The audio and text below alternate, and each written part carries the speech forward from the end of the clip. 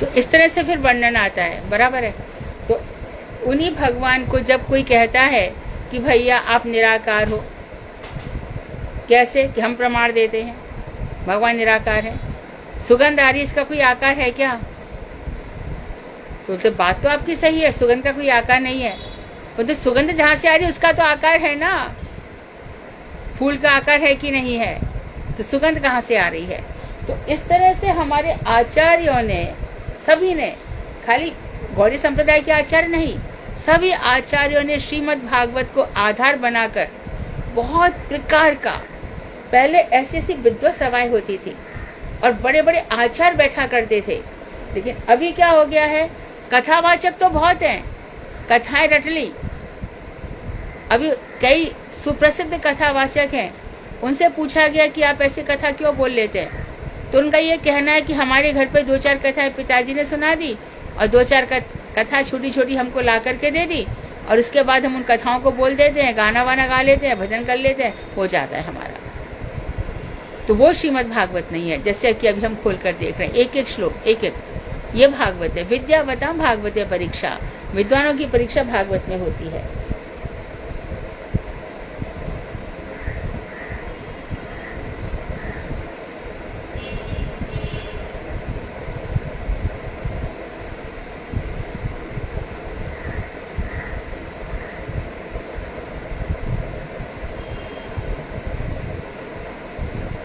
आज श्लोक कौन सा है? 47?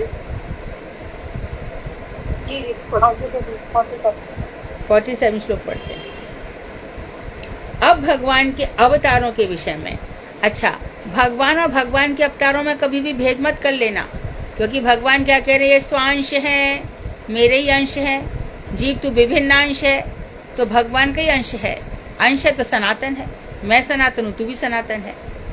तो इस तरह से भगवान के जो अवतार हैं भगवान से ही कनेक्टेड है, इनमें अंतर नहीं करना चाहिए। तो भगवान के अवतारों के विषय में बतलाते हुए श्री सूत गोस्वामी श्रीमद् भागवत के प्रथम स्कंध के 3 अध्याय के पहले श्लोक में तथा 5वें श्लोक में शौनक आदि ऋषियों से कहते हैं, जग्रहे पौरुषम रूपम भगवान महदादिभिः संभूतम षोडशकलमादौ लोकशिक्षया। ये कहा, उसके बाद कहा, एतन्नावावताराणाम निधानं बीजमव्ययम् यस्यांशा अंशेन सृज्यते देवतिर्यक नरादयाः। तो जो हमने प्रारंभ में बताया उसी को बता रहे हैं कि लोक सृष्टि करने की भावना से, लोक सृष्टि, सा एक्षात, उसने इच्छा की, सा एकाकी न रमते, वो अकेले नहीं रमते, एकमेव द्वितीयम, वो एक ही है, दूसरा कोई नहीं है। ये सब उपनिषदों के मंत्र हैं। तो उन्होंने क्या किया, लोकवत्तु लीला कैवल्यम, उन्होंने अपने मनोरंजन के लिए सृष्टि की रचना रची, सृष्टि में रच गए। तो उनको क्या पता चला, ब्राह्मणों को बहुत सताया जाता है, सीधे साधे वैष्णव लोगों को समाज बड़ा आतंकित करता है, गायों को, ऐसी गायों को कसाई खाने में डाल दिया जाता है, और धेनु, सुर, देवता इत्यादि जो सीधे हैं। तो इस तरह से भगवान फिर इनके लिए अवतार लेते हैं, भगवान इनके लिए अवतार लेते हैं, अवतार लेकर इनकी रक्षा करते हैं।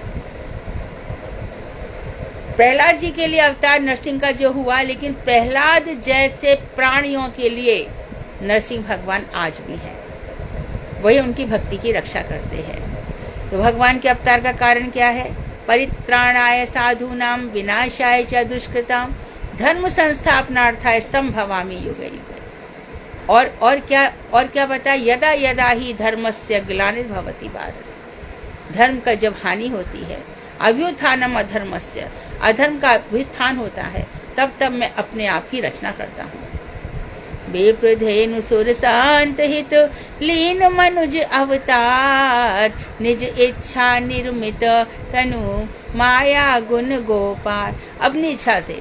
तो भगवान के जो अवतार हैं, चाहे वो चीर हरण में वस्त्र अवतार हो, चाहे गजेंद्र के लिए भगवान आ गए हो, कितने ही प्रकार के जब अवतारों का वर्णन किया गया तो अंत में बताया गया ही असंख्याः, भगवान के असंख्य अवतार हैं।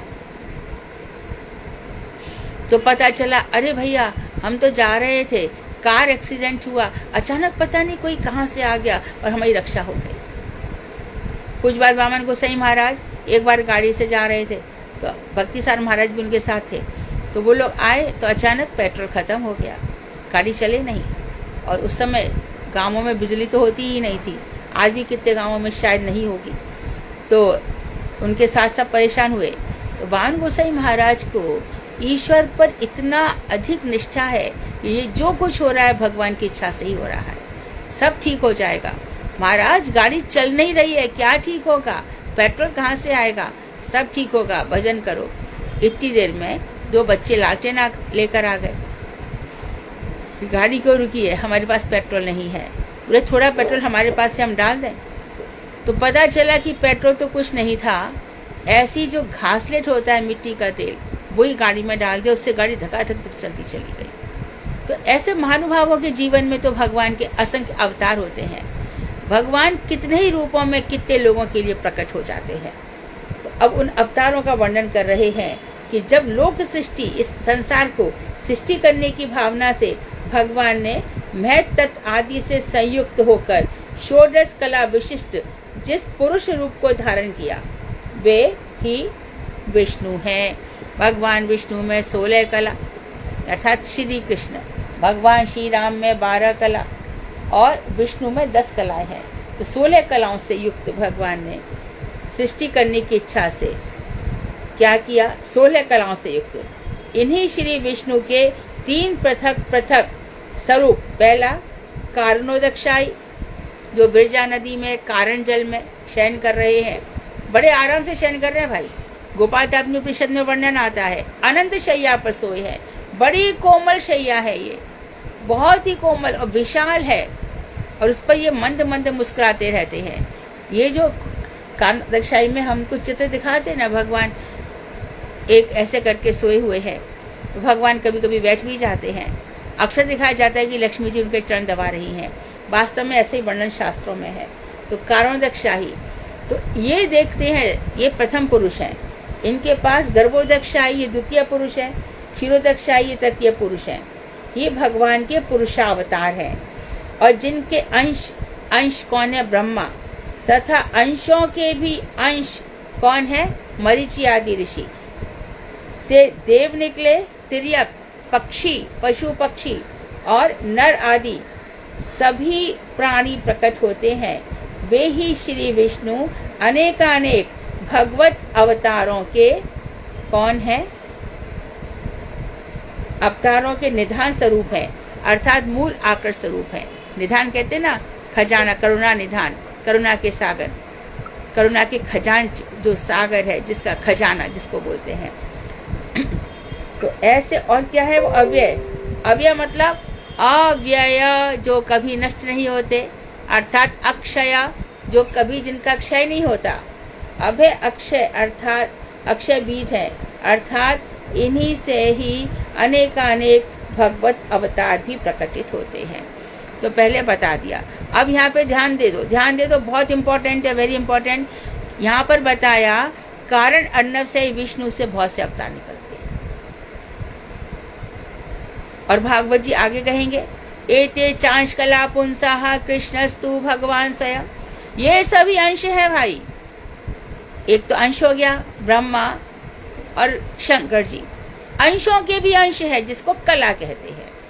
तो अंशों के भी अंश कौन हो गया, नारद आदि ऋषि, मरीचि आदि, जो सृष्टि के 10 तत्व आए। तो एक कला है, कला के भी कला होते हैं, अर्थात बहुत से ऐसे लोग होते हैं जिनके अंदर भगवत से बहुत से गुण देखे जाते हैं। तो इस तरह से सभी लोग भगवान के अंश हैं।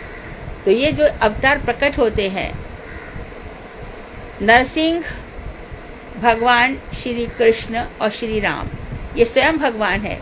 बाकी जो कूर्म अवतार है, मत्स्य अवतार है, वराह जी हैं, ये सब विष्णु से प्रकट होते हैं। श्रीमद् भागवत के प्रथम अध्याय में 6 श्लोक से 26 तक कह रहे हैं।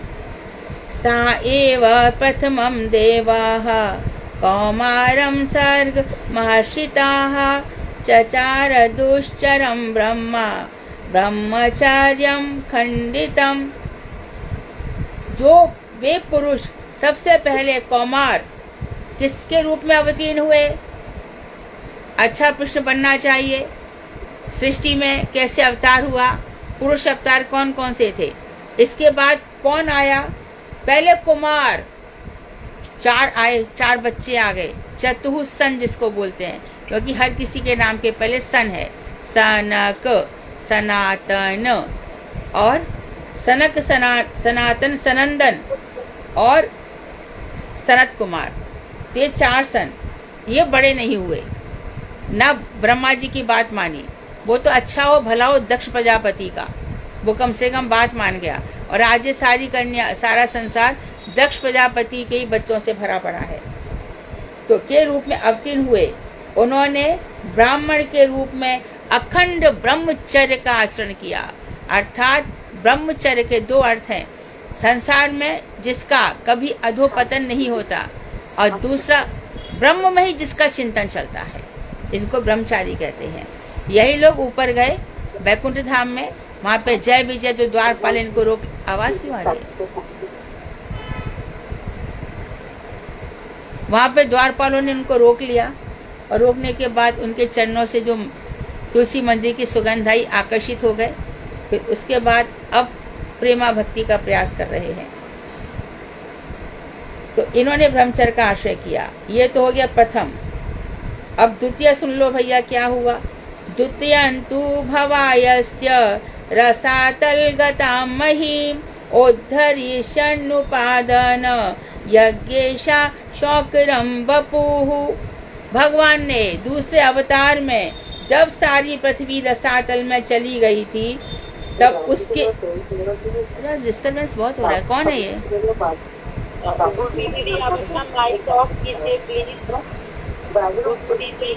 कौन है ये?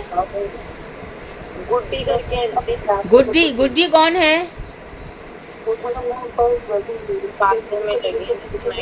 गुड्डी, इनका फोन नंबर दिख रहा है? गुड्डी दीदी आप सुन रहे हो? आप ऑफ करो प्लीज अपना स्पीकर। गुड्डी दीदी स्पीकर बंद करो प्लीज, आप बहुत बातें कर रहे हो। हाँ हो गया दीदी, आप कंटिन्यू करिए प्लीज। दूसरे अवतार में जब सारी पृथ्वी रसातल में चली गई थी, तब उनके उद्धार के लिए यज्ञेश ने वराह रूप धारण किया। तो भगवान विष्णु का दूसरा नाम क्या है? यज्ञेश। त्रेता युग में यज्ञ इत्यादि बहुत होते हैं, इसलिए भगवान श्री राम ने यज्ञ इत्यादि किए। बताया गया कि यज्ञ करो, बिना पत्नी तुम विवाहित हो। अब विवाहित होते तो यज्ञ लग जाता, विवाहित हो तो पत्नी को संग में बैठाओ। पत्नी नहीं है, दूसरी शादी कर लो। नहीं करूँगा, एक पत्नी व्रत लिया है, तो मेरे लिए कोई रास्ता निकालो। ठीक है, सोने की मूर्ति बनवा देते, उसमें प्राण प्रतिष्ठा कर देते हैं। तो इस तरह से भगवान यज्ञेश भी कहलाते हैं। तो उसमें क्या हुआ? उसके उद्धार के लिए भगवान ने वराह रूप धारण किया। ये वराह जी का 2 प्रकार से वर्णन आता है। रसातल में पृथ्वी चली गई। इधर क्या हुआ कि जो हिरण्याक्ष था, इसकी बड़ी इच्छा थी कि कोई मुझसे युद्ध करे। इसके पीछे एक छोटी कथा भी है ना, कि एक दफे जय विजय ने देख लिया था कि भगवान अपनी जांग पर बड़ा हाथ मार रहे हैं, तो उन्होंने समझ लिया कि भगवान वीर रस का आस्वादन करना चाहते हैं। इसके लिए ये वीरता की प्रतिमूर्ति थे। तो एक बार ये गदा लेकर के घूम रहा था ऊपर से नीचे। भागवत में कथा आएगी नेक्स्ट, जब शुकर अवतार, नेक्स्ट सुधा आप किसी को दे सकती हैं, वराह अवतार की कथा। तो उसमें हिरण्याक्ष और वराह जी की कथा आ जाएगी। तो उसमें वो घूमता रहता है, ऊपर से नीचे चारों तरफ चक्कर लगाता है। मैं युद्ध करूंगा। तो वरुण के पास चला गया, बोले इतना क्या बोल रहा है, तो ये युद्ध करना है, नीचे चला जाए, नीचे है वो शुकर रूप में, उनसे युद्ध कर ले चल। तो वो वहां पे गदा घुमाता हुआ चला गया। और कितना इसने भगवान से जो मनाया सुनाया है। तो भगवान रसातल से अपनी दाढ़ में पृथ्वी का उद्धार करने, तो उस समय जब रुद्र भी हुए थे, तो रुद्र ने उनसे कहा ब्रह्मा जी से कि आप मुझसे कहते रहे हो कि सृष्टि करो, पर मैं करूँ कहाँ, पृथ्वी तो है ही नहीं। तो ब्रह्मा जी ने कहा कि मैं सृष्टि करने में इतना व्यस्त हो गया कि पृथ्वी कब रसातल में चली गई मुझे पता ही नहीं चला। तब ब्रह्मा जी ने अपनी नाक से एक जीव निकाला, देखते देखते वो हाथी के समान विशाल हो गया। तो वो शू का रूप धारण किया और उनको आज्ञा की कि पृथ्वी का उद्धार करना है। तो पृथ्वी निकालने के लिए वो रसातल में चले गए। रसातल में पृथ्वी को लेकर के आ रहे थे, तभी ये गदा घुमाता हुआ उनकी प्रतीक्षा कर रहा था। तब इसके साथ भगवान का युद्ध हुआ। मथुरा में अस्कुंडा घाट पे भगवान ने पृथ्वी को रखा था और अपने बाल झाड़े थे। और उसके बाद क्योंकि पृथ्वी को यहाँ तो रख नहीं सकते थे, पृथ्वी तो जल पे ही टिकी हुई है, कहाँ रखेंगे। फिर जो शूकर क्षेत्र है जिसको सौरोजी बोलते हैं आप लोग, वहां पर रसातल से ला करके पृथ्वी को रखा गया। इसलिए शूकर क्षेत्र अर्थात सौरों में स्नान करने का बहुत महत्व है। तो ये भगवान का हुआ दूसरा अवतार। अब तीसरे अवतार में तृतीय ऋषि सर्गम वै देवर्षि त्वमुपेत्य सह तंत्रम सात्वतमाचष्ट नैष्कर्म कर्मणाम यताः। तीसरे अवतार में ऋषि सर्ग आर्यावतार का अवलंबन कर देवर्षि नारद के रूप में प्रकट हुए और उन्होंने कर्म से निष्कर्म अर्थात कर्म बंधन से मुक्ति की ओर अभिमुख होने की शिक्षा देने के लिए एक सात्वत तंत्र की रचना की, जिसे नारद पंचरात्र कहते हैं। तो देखिए, सबसे पहले नारद जी आए। अब नारद जी ने क्या किया, नारद जी साधारण तो नहीं है। नारद जो संसार रूपी नाली से मुक्ति दिला दे उसको नारद कहते हैं, हर मनुष्य का जो कल्याण कहते हैं। तो ब्रह्मा जी के मुख से निकले, इनसे भी सृष्टि करी। उन्होंने कहा कौन सृष्टि करता है, हम नहीं करेंगे। तो ये निकल गए। पर एक बार क्या किया इन्होंने, जब ये उपभरण नाम के गंधर्व बने तब ये कुछ स्त्रियों को लेकर के सभा में चले गए। तो वहां पे शापित हुए दासी पुत्र के लिए। तो इन्हीं नारद जी ने क्या किया, कौन से सात्वत मतलब सात्वत सत्य होता है ना, परम विशुद्ध तंत्र की रचना की, जिसको नारद पंचरात्र कहते हैं। आप देखेंगे कि कई सारे ग्रंथों में नारद पंचरात्र से बहुत सारे सूत्र लिए जाते हैं। हमारे प्रभुपाद जी ने भी नारद पंचरात्र की बड़ी भारी सम्मान किया, क्योंकि खाली स्तुति करने से काम नहीं चलेगा, खाली अर्चन से काम नहीं चलेगा। जो श्री विग्रह है उसका अर्चन भी करना पड़ेगा और उसकी स्तुति भी करनी पड़ेगी, और इसके लिए प्रमाण रखा नारद पंचरात्र। तो जितनी भी स्तुतियां हैं, नारद जी राधा जी की स्तुति करते हैं। ये सब वर्णन आता है ना कि जब राधा जी वृषभानु जी के यहाँ पर हुई तब नारद जी पहुँच गए। उन्होंने कहा कि जल्दी से रोली चावल लाओ, मैं इस कन्या का पूजन करूँगा। तब उस समय नारद जी ने राधा जी की स्तुति की, जब तक वहाँ पे सामग्री इकट्ठी हो रही थी। तो नारद पंचरात्र में स्तुतियाँ बहुत हैं और उन स्तुतियों का बोलने का फल भी बहुत है। तो अर्चन पद्धति और ये सब, तो इन्हीं नारद जी का नारद पंचरात्र आज हम सब पढ़ते हैं। इसके बाद तो सृष्टि का ध्यान रखा जाए, पहली, दूसरी, तीसरी। अब बता रहे हैं, तूर्ये धर्म कला सर्गे नर नारायण वृषि भत्वा आत्मोपशमोपेत मकरोद दुश्चरम तपाह। धर्म की कला अर्थात धर्म की अर्धांगिनी अर्थात उनकी पत्नी मूर्ति के गर्भ से, धर्म और मूर्ति के गर्भ से नर और नारायण पैदा हुए हैं। उन्होंने नर और नारायण ऋषि के रूप में चौथा अवतार लिया। इस अवतार में उन्होंने ऐसी कठोर तपस्या की जिससे आत्मोपशम अर्थात आत्म प्रसन्नता प्राप्त हो, मनुष्य आनंद में रहे। आनंद में रहता नहीं मनुष्य, दिन भर दुखी, दिन भर परेशान, ये चिंता वो चिंता। हम क्या करें, ठाकुर जी कभी चैन से ध्यान ही नहीं देते हैं। आज इस चीज को सॉल्व करें, दूसरी आ जाती है, दूसरी को सॉल्व करें, तीसरी आ जाती है। पता नहीं कौन ऐसे लोग हैं जो हमेशा सुखी रहते हैं, ध्यान तो कोई भी नहीं है, एक भी जन नहीं है, एक भी जन नहीं है।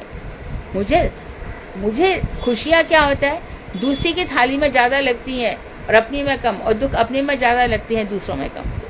लेकिन संसार का कोई प्राणी ऐसा नहीं है जिसको दुख ना हो। तो आत्म प्रसन्नता किसको प्राप्त होती है? ब्रह्मभूत प्रसन्नात्मा ना शोचती ना कांक्षति। प्रसन्न रहना चाहते हो हर हालत में, तो शोक मत करो, इच्छाएं मत करो। जाई विद राखे राम ताई विद रहिए। तो ये नर नारायण चौथा अवतार हो गया। उसके बाद पंचम में, पंचम महाकपिलो नाम सिद्धेशा काल विप्लुतम प्रोवाचासुरये सांख्यम तत्त्वं ग्राम विनिर्णयम। पंचम अवतार में उन्होंने सिद्धेश्वर सिद्ध मुनि कपिल के रूप में अवतार लिया और अवतरित होकर काल के द्वारा विलुप्त सांख्य तत्व का निरूपण किया। तो काले न नष्टो प्राय, बहुत सारे धर्म हैं जो काल के समाप्त होने पर समाप्त हो जाते हैं। देखो प्रभुपाद जी कहते हैं, प्रभुपाद कहते हैं कि जो संसार है ये भगवान की सेव्य वस्तु है। कैसे? ठाकुर जी कह रहे हैं, मया अध्यक्ष ने प्रकृति सुयते चराचर जगत। प्रकृति मेरी अध्यक्षता में जड़ चेतन में जगत को उत्पन्न करती है। मनुष्य तुझको मैंने यहाँ पे भेजा, मेरी तटस्थ शक्ति से तू आया। तूने क्या किया? इसको मेरा, इसको तेरा कर लिया। ये भारत है, पाकिस्तान है, ये अंग्रेज है, ये इस भाई की जगह, ये उस भाई की जगह है। ऐसे करके तूने अपने आप को इसमें बांध लिया। तो अब क्या हुआ कि जब ये अवतार आया तो सिद्धेश्वर कपिल के रूप में अवतरित होकर अब काल के द्वारा मनुष्य ग्रसित होता रहा। तो काल के द्वारा जो सांख्य योग है, कभी हम इसको 25 तत्व कहते हैं, कभी 26 तत्व, ये चलता है। तो सांख्य योग विलुप्त हो जाता है। इसी प्रकार से वेदों की वाणी विलुप्त हो जाती है। तो जब विलुप्त हो गया तब भगवान कपिल ने आसुरी नामक ब्राह्मण मुनि को इसकी शिक्षा दी। किसको दी है? सबसे पहले शिक्षा आसुरी नामक ब्राह्मण को। कपिल मुनि ने सबके पहली शिक्षा दी है आसुरी नामक ब्राह्मण को। षष्ठमत्रेरपत्यत्वं वृतः प्राप्तो अनुसूयया आन्वीक्षिकी मलकाराय प्रहलादिभ्य उचिवान। छठे अवतार में अनसुईया के गर्भ से अत्रि पुत्र दत्तात्रेय के रूप में जन्म ग्रहण किया। छठा अवतार दत्तात्रेय, दत्त अत्रि, अत्रि का आत्रेय, अत्रि से आत्रि बना। तो दत्तात्रेय एकादश स्कंद में दत्तात्रेय के 24 गुरु। दत्तात्रेय का अवतार और भगवान बुद्ध का अवतार हमारे लिए वंदनीय इसलिए नहीं है क्योंकि वो तात्कालिक अवतार थे। उन्होंने अपने हिसाब से जिया। और बुद्ध को उस समय, क्योंकि जितने भी वेद मंत्र इत्यादि थे उनके गलत अर्थ हो रहे थे, ऐसा बुद्ध के समय हुआ था। तो ये फॉर द मोमेंटल अवतार है, सार्वकालिक नहीं है। तो छठे अवतार में अनसुईया के गर्भ के अभिप्राय से दत्तात्रेय के रूप में भगवान ने जन्म ग्रहण किया। दत्तात्रेय के अलग नामक राजर्षि तथा प्रहलाद आदि को आन्वीक्षी की विद्या प्रदान की। तो दत्तात्रेय ने क्या किया? अलग नामक राजर्षि को कौन सी विद्या दी है? आन्वीक्षी की, आत्मविद्या, और प्रहलाद को। इसके बाद सप्तम आकृत अमृचे यज्ञो अभ्यजायत सह यामाद्य सुर गुणै अपात स्वयंभुवान अंतरम। सप्तम अवतार में आकुति के गर्भ से 3 कन्याएं, देवभूति, आकुति, प्रसूति। तो मनु जी की दूसरी बेटी आकुति के गर्भ से रुचि नामक ब्राह्मण के पुत्र यज्ञ के रूप में जन्म ग्रहण किया। सप्तम अवतार में कौन पैदा हुए? आकुति के गर्भ से कौन हुए? रुचि नामक ब्राह्मण के पुत्र। इनका नाम पड़ा यज्ञ। तथा अपने पुत्र यामादि, यज्ञ के पुत्र कौन है? यामादि। यामादि देवताओं की सहायता से स्वयंभू मनवंतर का पालन किया यज्ञ ने।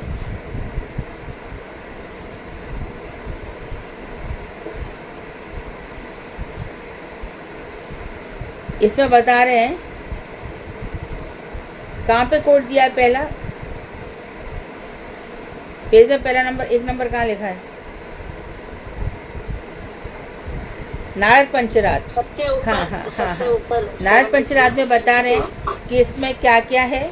इसमें वैश्विक, यौगिक, जन्म मरण जरा विनाशक, मुक्तिप्रद तथा कृष्ण भक्तिप्रद, इन 5 प्रकार के रात्र अर्थात ज्ञान का वर्णन है। तो रात मतलब ज्ञान होता है। इसी प्रकार से शिवरात्रि है। यहाँ पे शिवरात्रि का अर्थ है शिव जी को ज्ञान प्राप्त हुआ।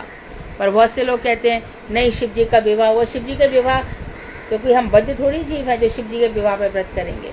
और शिव जी का प्रकट होना इसका कोई मतलब भी नहीं है। शिव जी को ज्ञान हुआ, रात्रि का अर्थ होता है ज्ञान। तो इन्होंने जन्म ग्रहण किया यज्ञ के रूप में, आकृति के पुत्र से रुचि नामक ब्राह्मण के पुत्र के रूप में, तथा अपने पुत्र याम आदि देवताओं की सहायता से स्वयंभू मनवंतर का पूरा का पालन किया। अष्टम देखिए, अष्टमे मेरु देव्यांतु नाभिर्जाता उरुक्रमाः दर्शयन् वर्त्मधीराणाम सर्वाश्रम नमस्कृतम।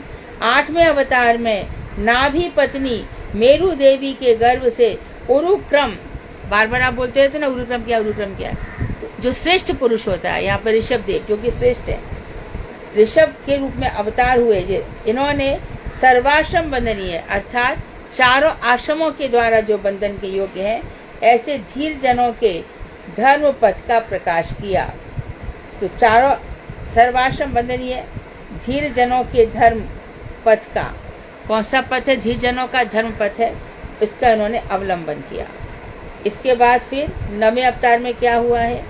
ऋषि भीर्याचितो भेजे नववम पार्थिवम बपू दुग्धे मामोषधीर विप्रासेनायं स उष्टमाः।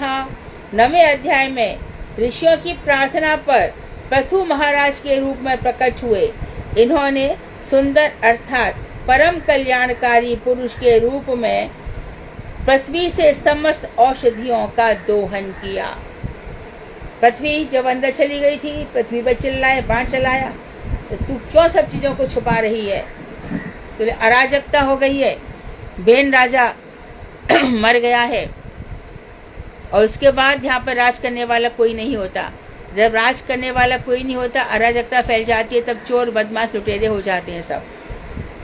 तो यहाँ पर बता रहे हैं कि ऋषियों की प्रार्थना पर पृथु महाराज आए, इन्होंने पृथ्वी का दोहन किया। जैसे कि गीता प्रकट हुई, तो गीता में भगवान श्री कृष्ण ने क्या किया?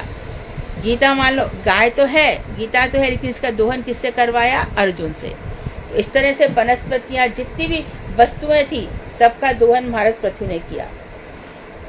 इन्होंने सुंदर अर्थात परम कल्याणकारी पुरुष के रूप में पृथ्वी से समस्त औषधियों का दोहन किया। अब बता रहे, रूपम सा जग्रहे मास्यम चाक्षुषोदधि संप्लवे नाव्यारोप्य महिमय्याम अपाद्वैव स्वतम मनु। चाक्षुष मनवंतर में, जो अभी मनवंतर का नाम क्या है? वैवस्वत मनवंतर। जिस समय चाक्षुष मनवंतर था, उस समय प्रलय के समय चाक्षुष मनवंतर में प्रलय हुई, भगवान ने मत्स्य अवतार ग्रहण किया और महिमयी नौका रूपी पृथ्वी पर, कल जो हमने वर्णन सुना है परसों, पृथ्वी पर अग्रिम मनवंतर के अधिपति वैवस्वत सूर्यपुत्र मनु को चढ़ाकर उनकी रक्षा की। चाक्षुष मनवंतर में नौका को, पृथ्वी रूपी नौका पर उन्होंने मत्स्य अवतार ग्रहण किया और बाद में मनु की रक्षा की। यह भगवान का 10वां अवतार था। फिर क्या हुआ? सुरासुराणाम उदधीम मथनताम मंद्राचलम दधे कमाच रूपेण पृष्ठ एकादशे विभुः। जिस समय देवता तथा असुर समुद्र का मंथन कर रहे थे, उस समय भगवान ने पूर्व रूप में 11वां अवतार लिया, 11वां, और अपनी पीठ पर मंदराचल को धारण किया। इसके बाद कह रहे धन्वंतरी आ गए। अब मंथन आ गया तो ये सब भी आ जाएगा।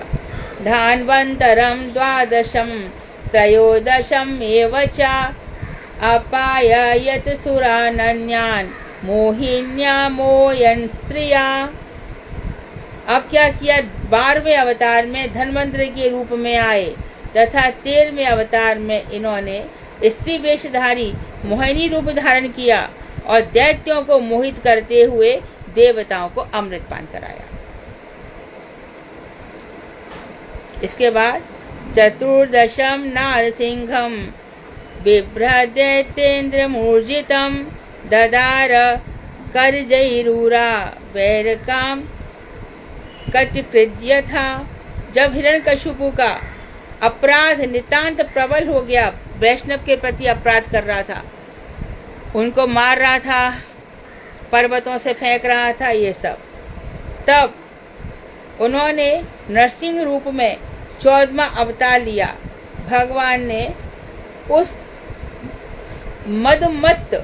मत वाले दैत्यराज को अपनी जांघों पर रखकर अपने नाखूनों से उसे अनायासी ऐसे चीर डाला जैसे चटाई बनाने वाला क्या करता है, एरका नामक घास को चीर डालता है।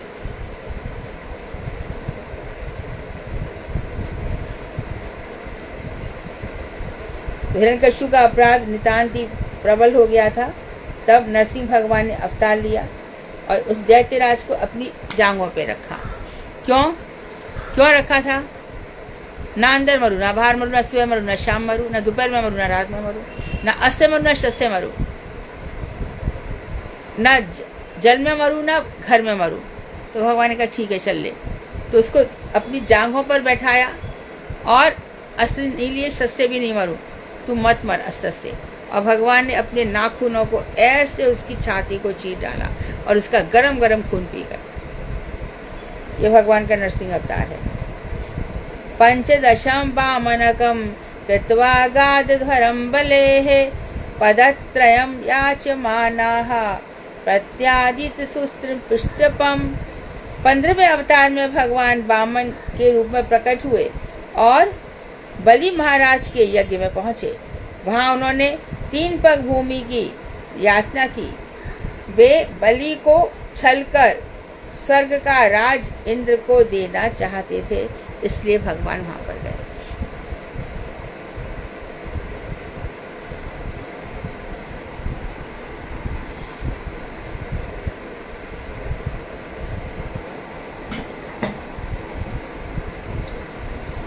अवतारे षोडशमे पश्यन् ब्रह्मध्रुवो नृपान् त्रिसप्त कृत्वा कुपितो निक्षत्रात्मकोन्महीन्। 16वें अवतार में राजाओं को ब्राह्मण द्रोही देखकर क्रोध के आवेश में उन्होंने परशुराम का रूप धारण किया और 21 बार पृथ्वी को क्षत्रियों से रहित कर दिया। तो राजा ब्राह्मण द्रोही है तो परशुराम को क्रोध आ गया, 21 बार निक्षत्र का दीक्षित थी, इस पृथ्वी को 21 बार क्षत्रियों से रहित कर दिया। और क्रोधित तो थे ही। जब जनक जी को अपना धनुष देकर के गए थे, जनक जी थोड़े दिन के लिए बाहर गए, देवी सीता से कहा कि बेटी इस जगह को थोड़ा साफ कर देना। जनक जी ने उस धनुष को कभी हटाया नहीं था, परंतु सीता जी ने क्या किया कि जनक जी क्योंकि गोबर से चारों तरफ पोंछा मारते थे, गोबर से, तो नीचे उसमें थोड़ा सा कचरा धूल इत्यादि जमा हो गया था। अंदर से बहुत नीचे से उन्होंने साफ नहीं कर रखा था और नौकरों से करवाते नहीं थे। तो सीता जी ने देखा तो सीता जी को लगा मुझे धूल साफ करनी चाहिए, तो उन्हें धनुष को थोड़ा सा ऐसे खिसका दिया। बात राजभवन में फैल गई, महाराज तक पहुंची। महाराज बोले इतनी हिम्मत है इसमें, ये कोई साधारण नहीं है, क्योंकि अयोनिजा है। पहली बात तो मुझे घड़े से मिली है, और दूसरी बात इसके मस्तक पर इतना तेज है, और तीसरी बात यह है कि इसने धनुष हटा दिया, ये तो शक्तिशाली है।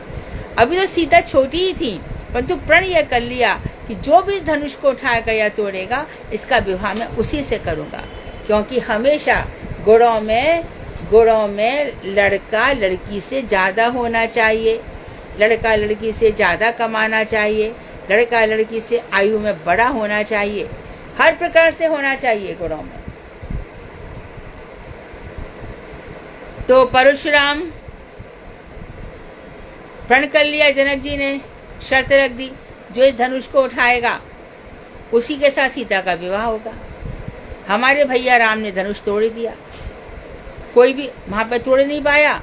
लक्ष्मण जी से जब जनक जी एकदम दुखी होकर बोले कि क्या यह पृथ्वी वीरों से खाली हो गई है, तो लक्ष्मण जो धरती को धारण करते हैं, एकदम क्रोध आ गया। भैया को बुलाया, भैया ने हाथ छूते ही धनुष को तोड़ दिया। तो उस समय जो धनुष की आवाज हुई, तो परशुराम का जो क्रोध था, एकदम क्रोधी हो गए, हाथ में कुठार लेकर के मारने चले आए। जनक, किसने मेरे इस धनुष को तोड़ा है? तो नाथ शंभु धन भंजनिहारा, कोई एक दास तुम्हारा। भगवान श्री राम आए, बड़े प्रेम से कहा, हे नाथ, शंभु को जिसने, हे सुनिए, ये शंभु का जो धनुष है, इसको तोड़ने वाला आपका कोई एक दास होगा, आप इतना क्रोध क्यों कर रहे हैं? तब वो इतना क्रोधाविष्ट हो रहे थे, हमारे लक्ष्मण भैया को बड़ी हंसी आ रही थी उनके क्रोध पर। तो वो बार बार उंगली दिखा रहे थे ऐसे ऐसे। तो लक्ष्मण जी कह रहे थे, यहाँ कुम्हड़ बतिया को नाई, देख तर्जनी रह जाई। यहाँ कोई कुम्हड़ बतिया का पेड़ नहीं है, टच मी नॉट जो ट्री है, छुई मी का पेड़, जो आप तर्जनी दिखाते हो और हम डर के बैठ जाएंगे। अरे हमने बचपन में ऐसी धनुष भी नहीं बोला, छोटी छोटी धनुष कितनी ही तोड़ी है। तो परशुराम जी बार बार कुठार दिखाते हैं। लक्ष्मण जी का मन आता है, देखो सभी अवतार है, राम अवतार है, परशुराम भी उनके अंश हैं, और ये चारों भैया शंख चक्र गदा पद्म ही चारों के ये सब हैं, तो ये सब खड़े हैं। तो बड़े भारी सुंदर प्रसंग है, और तुलसीदास जी ने बड़ा आनंद ले लेकर के इन प्रसंगों को लिखा है। अंत में पहचान गए कि ये और कोई नहीं है, मेरे इष्ट देव भगवान श्री राम है। तो परशुराम बड़े क्रोधी थे। इनकी मैया, एक कथा दे सकती हैं आप, जमदग्नि ऋषि कहा रेणुका जी से, मैया से कि जाओ जल पानी ले आओ। पानी में गई तो दो मस्त को इन्होंने, या गंधर्वों को इन्होंने सहवास करते देख लिया, तो एकदम देखती रह गई, तो पानी लाने में देर हो गई। जमदग्नि तो एकदम योग सिद्ध थे, जब वो आई तो उनको एकदम क्रोधित हो गए। 5 पुत्र थे, 5 से कहा मैया की गर्दन काट दो। चारों बोले हम तो नहीं काटेंगे। तो उन्होंने कहा मैं तुमको काट डालूंगा फिर। तो उन चारों को मार डाला। परशुराम जी आए, उनसे कहा ए अपनी माँ की गर्दन काट दे। तो ठीक है, काटूंगा, नहीं काटूंगा तो मेरी काट देंगे, इससे अच्छा तो काट के देख लेता हूँ, बुद्धिमान है ना। तो काटा, तेरे को वरदान दूंगा क्या? तो उन्होंने कहा वरदान ये है कि आप मेरी माँ को जीवित कर दो और मेरे भाइयों को जीवित कर दो। तो सहस्रार्जुन के साथ भी इनका बड़ा काटते भी। तो इस तरह से श्रीमद् भागवत में परशुराम जी की बहुत सारी कहानियां आती हैं। अब देखिए, आप है ना नीचे जाके व्हाट्सएप में उसका OTP ले लो, यहाँ पे नहीं आएगा, आप नीचे ले लीजिए। तथा सप्तदशे जाताः सत्यवत्यां पराशरात् चक्रे वेदतरो शाखा दृष्ट्वा पुंसोऽल्पमेधसाः। 17वें अवतार में सत्यवती के गर्भ से पराशर के द्वारा वे श्री कृष्ण द्वैपायन वेद व्यास के रूप में प्रकट हुए तथा अल्प बुद्धि वाले जीवों के लिए वेद रूपी वृक्ष की, जीवों के उपकार के लिए वेद रूपी वृक्ष की शाखाओं का प्रणयन किया। अर्थात स्वर्ग में तो एक ही वेद था, ऋग्वेद। बाद में उसके बहुत सारे विभाग बनाए गए, उपवेद बनाए, ब्राह्मण, आरण्यक, उपनिषद, संहिता, 4 भागों में। फिर अलग अलग ऋषियों के इसको सिखाया गया। तैत्तिरीय उपनिषद अलग बताया, वाजस्नेय संहिता अलग बताई गई, पैल नामक ऋषि को अलग बताया, जैमिनी नामक ऋषि को अलग बताया। तो भगवान की इच्छा से वेद व्यास जी का जन्म हुआ। पराशर ऋषि, सत्यवती की कथा सब जानते ही है। पराशर ऋषि, मत्स्य गंधा, सत्यवती। मत्स्यगंधा को उसके पिता धीवर ने यह कह दिया कि अच्छा जरा इनको नदी नौका से नदी पार करा दो। नौका से लेके जा रही थी, तभी इन्होंने उसको देखा। देखने के साथ ही वो गर्भवती हो गई। गर्भवती के साथ ही वेदव्यास जी फटाफट बड़े हो गए। ये ऋषियों की महिमा है।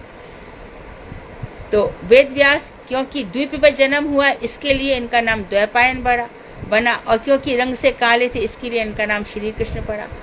वेदों का व्यास विस्तार किया, इसलिए इनका नाम वेद व्यास हुआ। तो उन्होंने कई शाखाएं प्रशाखा बनाई। तो ये हो गया 17वां अवतार।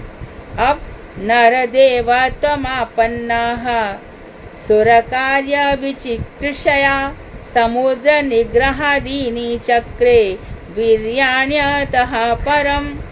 18वें अवतार में भगवान ने श्री रामचंद्र के रूप में नरदेव होकर, नरदेव सर्वश्रेष्ठ मनुष्य, राम भगवान ने मर्यादा का ऐसा कोई प्रसंग नहीं था जब मर्यादा तोड़ी हो, और श्री कृष्ण ने ऐसा कोई प्रसंग नहीं था जब मर्यादा तोड़ी ना हो। लीला है ना। और प्रसन्न भी किसको किया? गोपियों को। क्यों?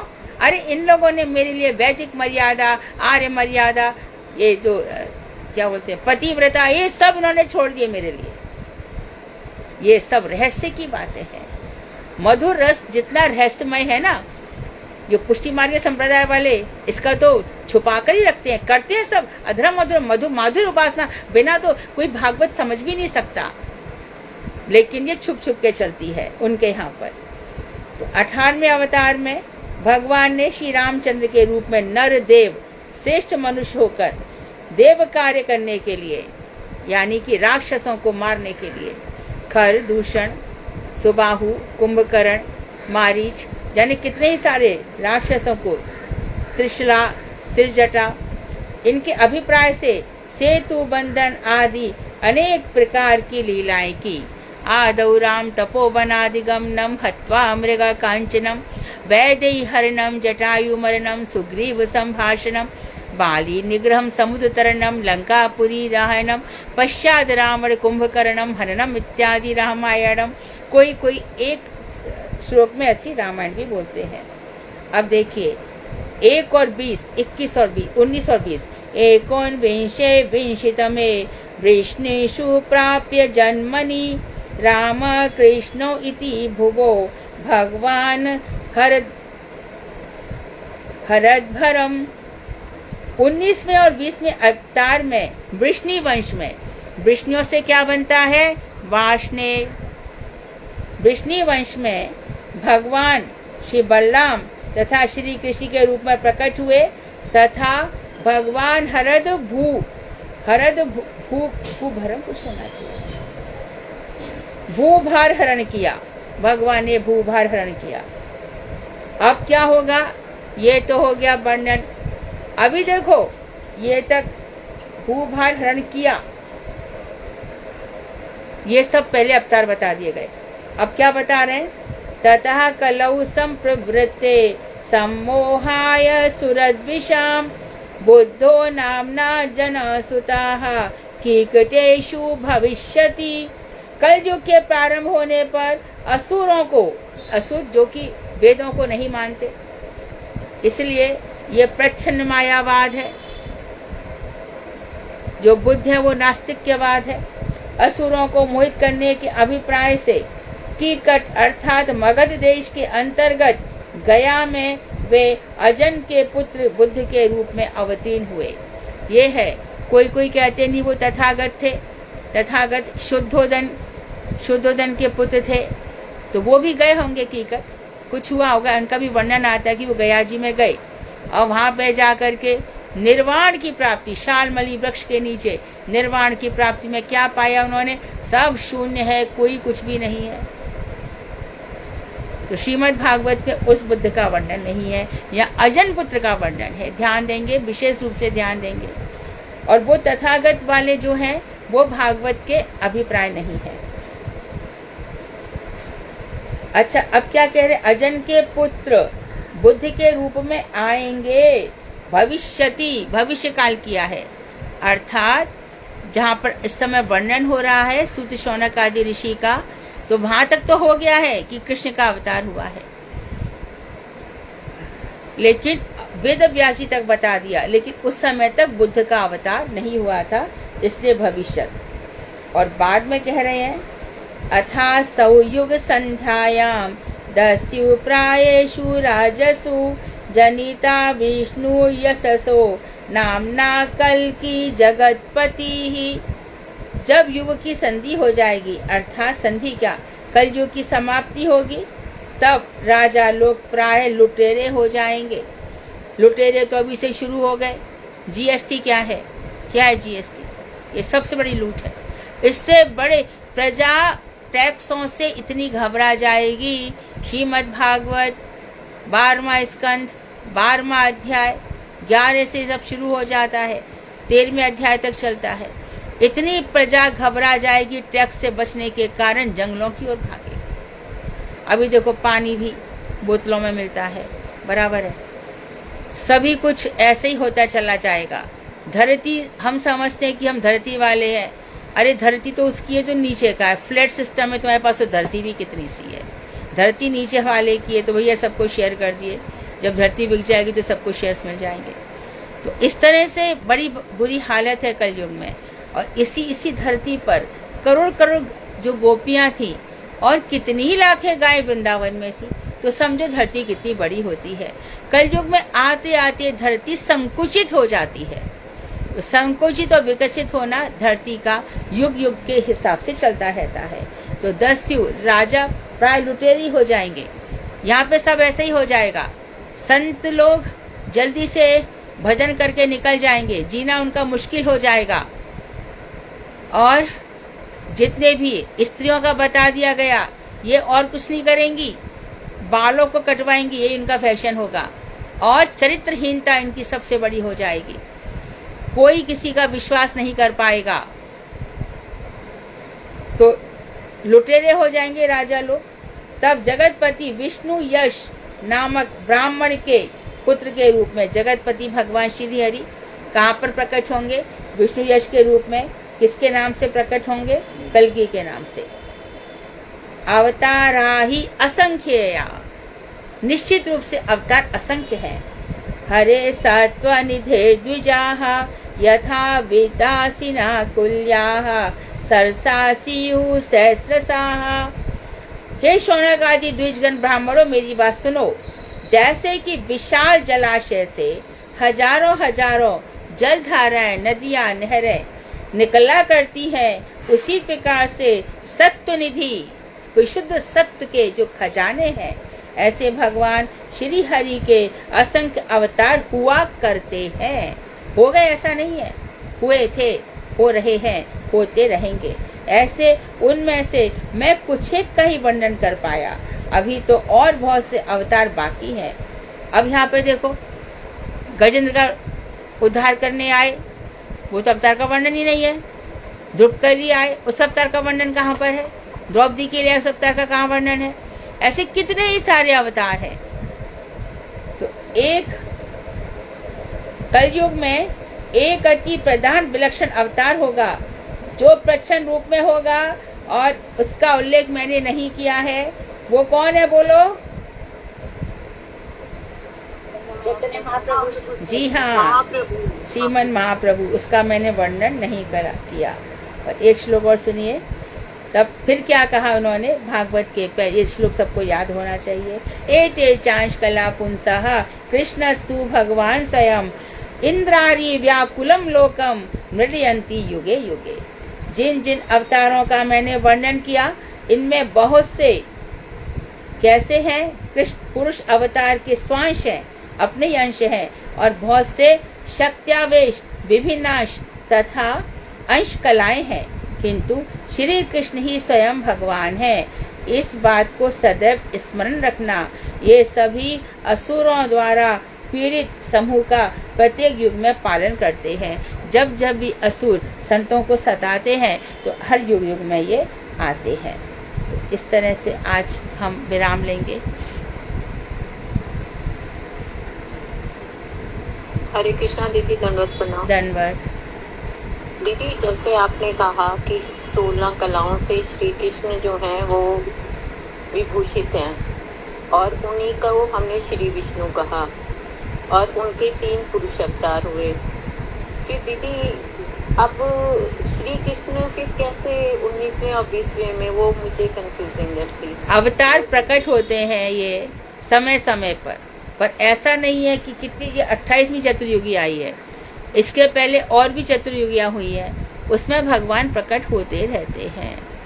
1000वीं चतुर्युगी में ऐसा कहा जाता है कि 1000 चतुर्युगी, फिर जो दूसरी 1000 चतुर्युगी आएगी फिर से ये सब रिपीट होगा। तो जिस तरह से भगवान श्री राम के समय में जितने भी हमारे ऋषि थे वो गोपाल मंत्र जप रहे थे श्री कृष्ण के लिए, तो अब कोई कहेगा कि राम तो अभी आए, कृष्ण तो आए ही नहीं थे। नहीं भैया, पहले की चतुर्युगी में आ चुके हैं कृष्ण। 1000 चतुर्युगी का एक चक्र है ना। तो इस तरह से ये अवतार सब समय होते हैं, लेकिन इस समय कालक्रम की दृष्टि से उनको बताया गया है। जिस जो संपूर्ण रूप से पूर्ण होते हैं, ऐसे समझना चाहिए। विष्णु पूर्ण है, राम पूर्णतर है और कृष्ण पूर्णतम है। इसी प्रकार से भगवान श्री कृष्ण द्वारका में पूर्ण है, मथुरा में पूर्णतर है और वृंदावन में पूर्णतम है, ऐसे वर्णन आता है। और दीदी एक आपने बताया सांख्य तत्व को निरूपण किया सिद्ध मुनि कपिल ने, ये सांख्य तत्व क्या है दीदी? ये जो 28 तत्व हम रोज बताते हैं ना, इंद्रिया, अच्छा, मन, बुद्धि, प्राण, पंच महाभूत, पंच तन्मात्रा। ठीक है, दंडवत प्रणाम।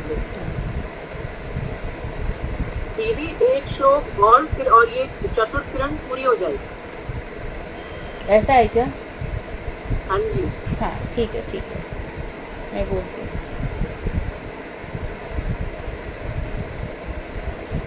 श्रीमद् भागवत में प्रहलाद महाराज भगवान श्री नारद की स्तुति करते हुए कहते हैं, इत्थम नृति युग श्रीदेव बक्ष झषावतारई लोकान विभाव्यसि हंसी जगत प्रतीपान धर्म महापुरुष पासी युगानुवृतम छन्नः कलौ यत् भवस्त्री त्रियुगो अथ सात्वम।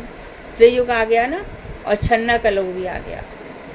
तो इसमें कह रहे हैं, हे कृष्ण, आप इस प्रकार मनुष्य, तिर्यक, पशु पक्षी, ऋषि 84 लाख योनियां, देवता और मत्स्य आदि अवतार ग्रहण कर समस्त लोगों का पालन करते हैं और जगत के द्रोहियों का, जो जगत के द्रोही हैं, जो सृष्टि को देख नहीं पाते, आप उनका विनाश करते हैं। हे महापुरुष, कलयुग में आप युगानुवृत, युग के अनुरूप नाम संकीर्तन धर्म का प्रच्छन्न रूप से प्रचार करेंगे। और कोई कहते कि देखो भागवत में महाप्रभु का कहाँ वर्णन है, इसमें साफ लिखा है। तो युग के अनुरूप यानी कलयुग में किसकी प्रधानता है? नाम संकीर्तन की। त्रेता में यज्ञ की, द्वापर में अर्चन की, सतयुग में ध्यान धारणा। तो युग के अनुरूप नाम संकीर्तन करेंगे। तो नाम संकीर्तन की बड़ी भारी विशेषता है। कल सुधा आपने 2 श्लोक भेजे थे, उसका अनुवाद भेज दिया गया है, आप इसमें भी डाल सकती हैं हमारे मरीचिमाला ग्रुप में। धर्म का प्रच्छन्न रूप से प्रचार करेंगे। तो आप नाम संकीर्तन धर्म का प्रच्छन्न रूप से महाप्रभु तो कह दिया, भैया मैं तुम सबको बोलता हूँ, चलो जा रहे देखे तारे करे उपदेश, सबको उपदेश दे दो, तुम सब गुरु हो, नाम संकीर्तन का दे दो।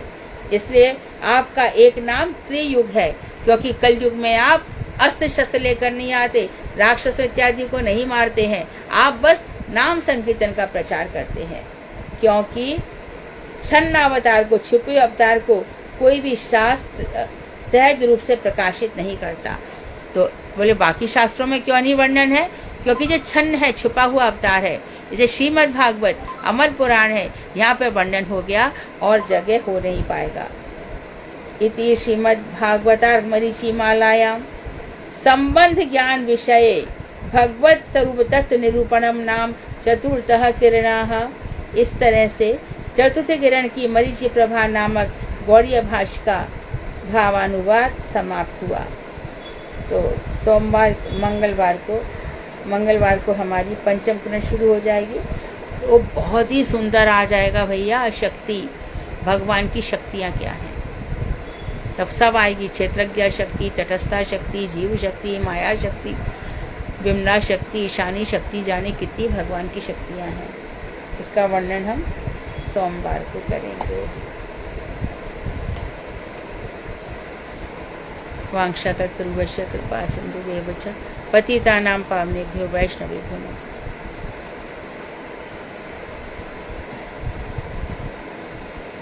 हाँ, और कोई प्रश्न है?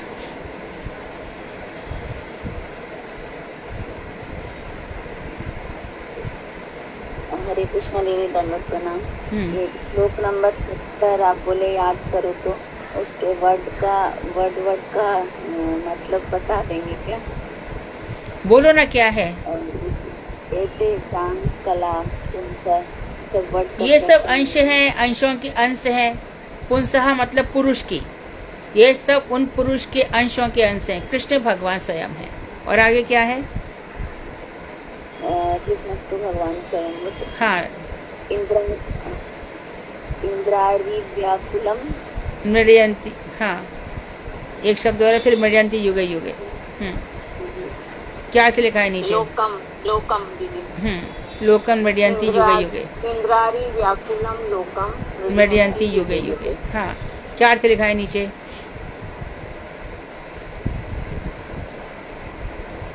दीदी अर्थ ये लिखा है कि इस बात को सदैव स्मरण रखना चाहिए कि ये सभी असुरों द्वारा पीड़ित लोग समूह का प्रत्येक युग में पालन करते हैं।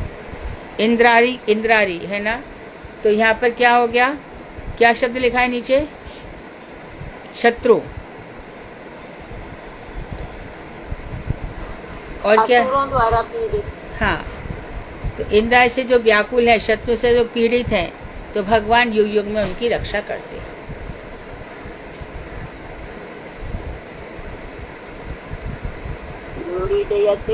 मतलब रक्षा करते हैं। हाँ हाँ।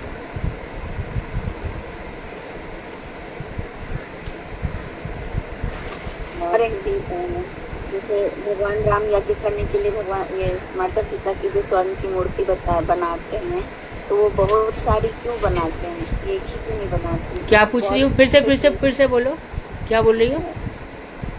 भगवान राम यज्ञ के लिए जो माता सीता की मूर्तियाँ बनाते हैं ना, तो मेरे मन में हमेशा एक क्वेश्चन आता था कि एक ही क्यों नहीं बनाए, बहुत सारी बनाए। वो एक जब यज्ञ कर लेती थी तो उसका जो प्राण प्रतिष्ठा थी उसका विसर्जन हो जाता था, फिर नया यज्ञ होता था, इसलिए नई मूर्ति बनाई जाती थी। नहीं तो वो एक ही को तो फिर वो सारी काम करती ना, राज में भी बैठती, वो सारी चीजों का यज्ञ होने के बाद उसका विसर्जन कर दिया जाता था।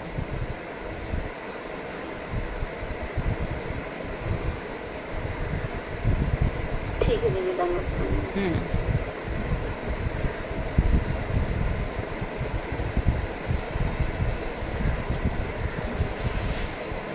और हरे कृष्णा दीदी, दंडवत प्रणाम।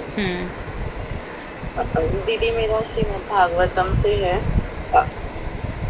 पर दीदी ये द्रव्य यज्ञ, तत्व यज्ञ, योग यज्ञ, स्वाध्यान यज्ञ, ये सब नहीं समझ में आ रही दीदी, ये क्या है? कहाँ पे लिखा है? दीदी मैं प्रथम स्कंद में पढ़ रही थी। अभी प्रथम स्कंद हाँ, वहाँ सामने होगा ना श्लोक, उसका अनुवाद देख के तभी होगा रूबी, ऐसे नहीं है दीदी। मैं श्रीमद् भागवतम के सप्ताह के श्रवण महिमा और पारायण विधि में इसमें पढ़ रही थी, तो इसमें लिखा हुआ है कि द्रव्य यज्ञ, तपो यज्ञ, योग यज्ञ, स्वाध्यान यज्ञ और ज्ञान यज्ञ आदि सकाम साधारण रूपी कर्म हैजा रोग के समान है, ये लिखा। हाँ, तो इसमें स्पष्ट ही है ना कि जितने यज्ञ इत्यादि होंगे वो हैजा बता रहे हैं।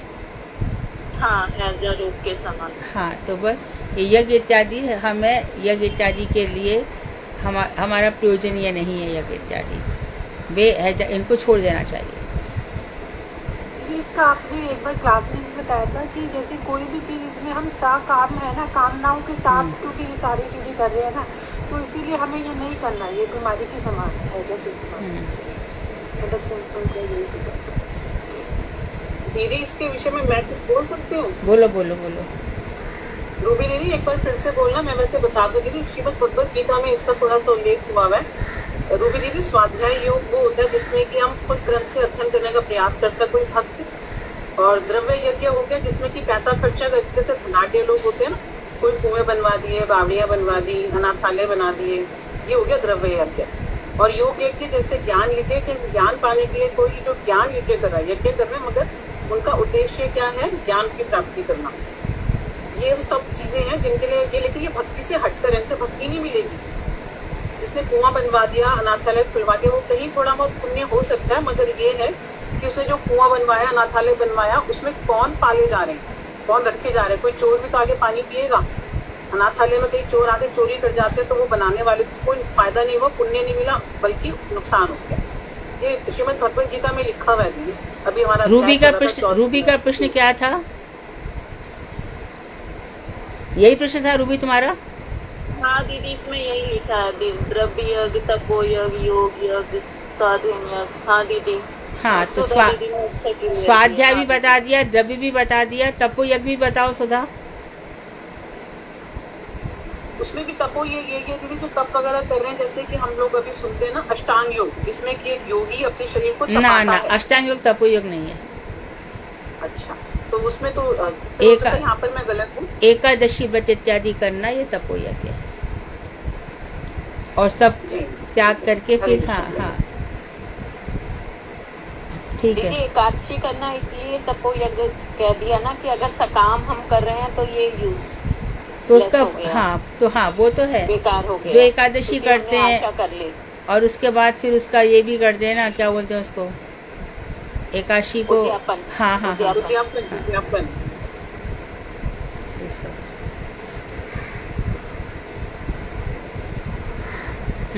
और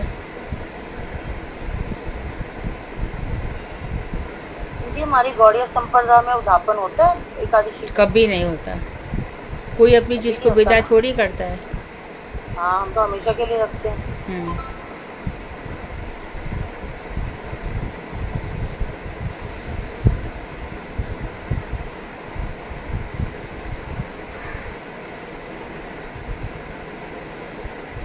और इसके बाद फिर श्रीमद् भागवत कौन बोल रहा है आज? दीदी आज कथा करेंगी ज्योति दीदी। ज्योति जी बोलिए। उनका विषय है याति महाराज शर्मिष्ठा और देवयानी की कथा।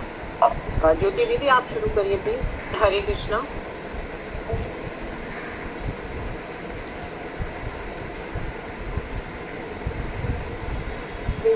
कृष्णा दीदी ये याति की कथा और उनका प्रश्न। हाँ जी, हरे कृष्णा दीदी आवाज आ रही है मेरी? आ रही आवाज आ रही है? आ रही है। हरे कृष्णा दीदी आ रही है दीदी, आपकी आवाज स्कंद और अध्याय पहले बोल दीजिए। आ रही है ज्योति दीदी, आप शुरू करिए, स्कंद और अध्याय बोल दीजिए पहले। हरे कृष्णा हरे कृष्णा। आपको नहीं आ रही हमारी आवाज? हाँ जी हाँ जी बोल रही हूँ दीदी। आज का अध्याय है 9वां स्कंद है और अध्याय है 18वां 19वां। नहीं, आज का हमारा स्कंद है 9वां स्कंद है और 18वां और 19वां 2 अध्याय है और 1133 पेज नंबर है। ओम अज्ञान तिमिरांधस्य ज्ञानंजन शलाकया चक्षुरुन्मीलितं येन तस्मै गुरुवे नमः। गुरुवे गौरचंद्राय राधिकाय तदालय कृष्णाय कृष्ण भक्ताय तद्भक्ताय नमो नमः। सर्वप्रथम मैं अपने परम आराध्यतम गुरुपाद पद्म नित्य लीलाधर ओम विष्णुपाद अष्टोत्तर शत वर्तिकाचार्य श्री नारायण गोस्वामी महाराज के अभीष्ट कमलों में अनंत कोटि का नाम ज्ञापन करते हुए उनसे कृपा की वांछ करती हूँ। तत्पश्चात सभी गुरुवर्गों को अपनी शिक्षा गुरु भागवता जी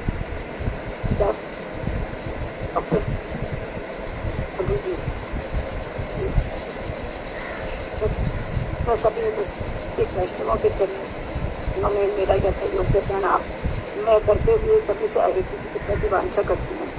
मधुकृति के सामने बोलने सूर्य को दीपक दिखाने के समान है। लेकिन उनके आदेश का पालन करते हुए मैं राधा ययाति के चरित्र तथा उनके ग्रह त्याग के विषय को बताने का प्रयास करूंगी। राजा नहुष के 6 पुत्र थे। एक बार उन्होंने देवराज इंद्र की पत्नी सती के साथ अभक्त व्यवहार किया तो अगस्त्यादि विष्णु के श्राप के कारण उन्हें अद्गत जीवन प्राप्त हुई। ऐसे में राजा नहुष ने अपने बड़े पुत्र गति को राज्य देना चाहा, किंतु उन्होंने राज्य लेने से इनकार कर दिया, क्योंकि वे जानते थे कि इसके विषय वासनाओं में फंसते जाएंगे और अपने स्वरूप को नहीं पहचान पाएंगे। इसलिए राजा नहुष ने सिर्फ अपने दूसरे नंबर पुत्र ययाति को राज्य का पदभार संभाल दिया। ययाति ने अपने चारों छोटे भाइयों को चारों दिशाओं में संरक्षण में नियुक्त कर दिया और स्वयं जैसे गुरु राज्य के पुत्र देवयानी तथा देवराज शर्मिष्ठा से विवाह करके पृथ्वी पर शासन करने लगे। राजा ययाति और देवयानी का विवाह शास्त्र विरुद्ध था, क्योंकि ब्राह्मण कन्या का विवाह दूसरे कुल में उत्पन्न वर्ग के साथ नहीं हो सकता, किंतु यह संयोगवश घटना के कारण हुआ। एक बार दैत्यराज वश पर्वा की अभिमान पुत्री शर्मिष्ठा गुरु पुत्री देवयानी और अपनी अनेक सखियों के संग जल विहार करने के लिए सरोवर में गई।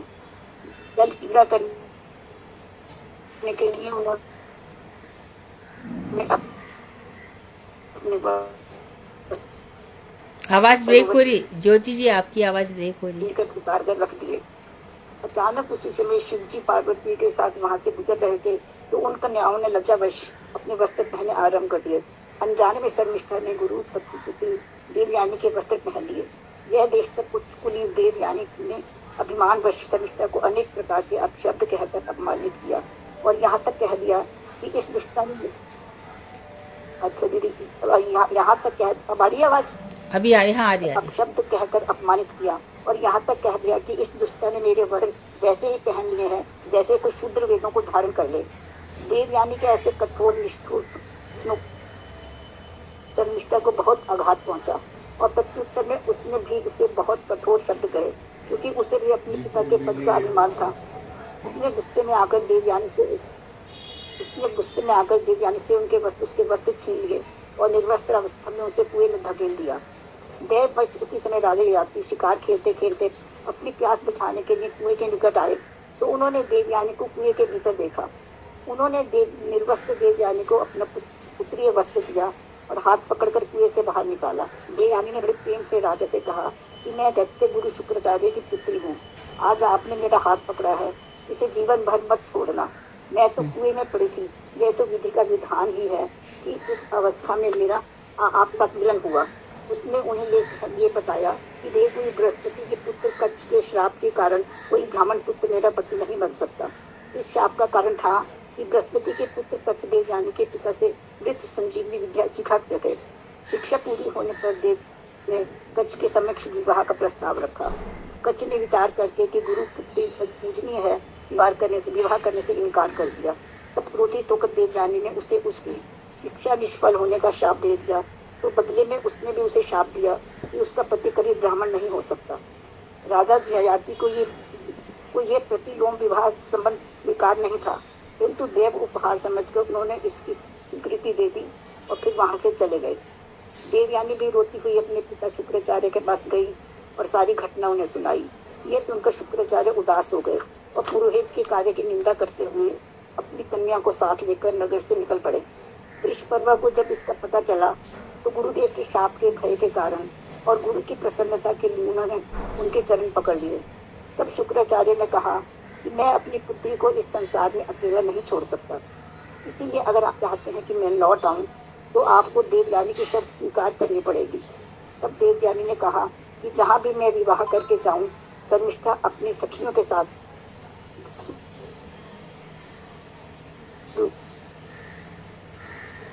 जाकर मेरी सेवा करनी पड़ेगी।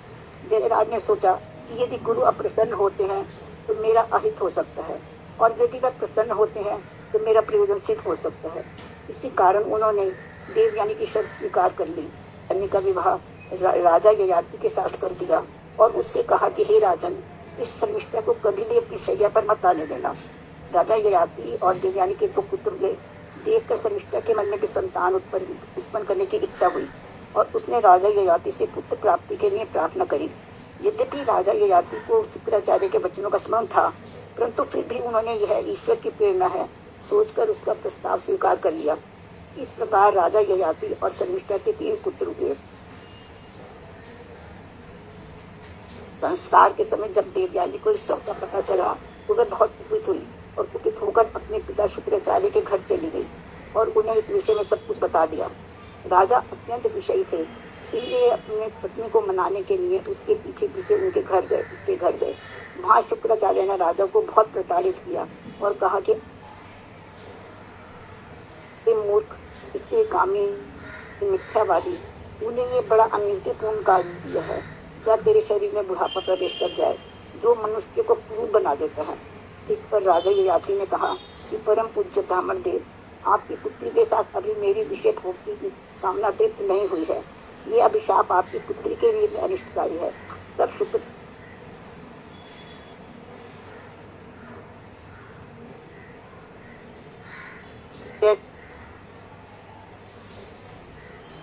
आपकी आवाज चलेगी ज्योति जी।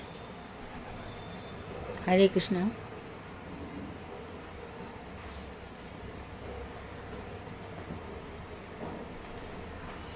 ज्योति जी आवाज नहीं आ रही है।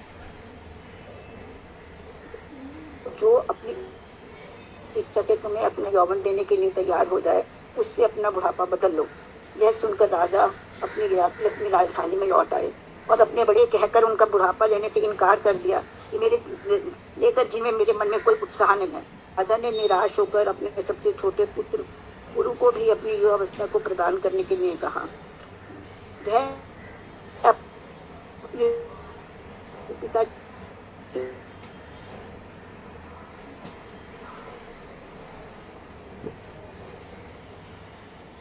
आवाज ही नहीं आ रही। आवाज चली गई ज्योति जी। शरीर के द्वारा मनुष्य भगवान। ज्योति दीदी थोड़ा सा ना आपकी स्पीड थोड़ा सा स्लो कीजिए। इस प्रकार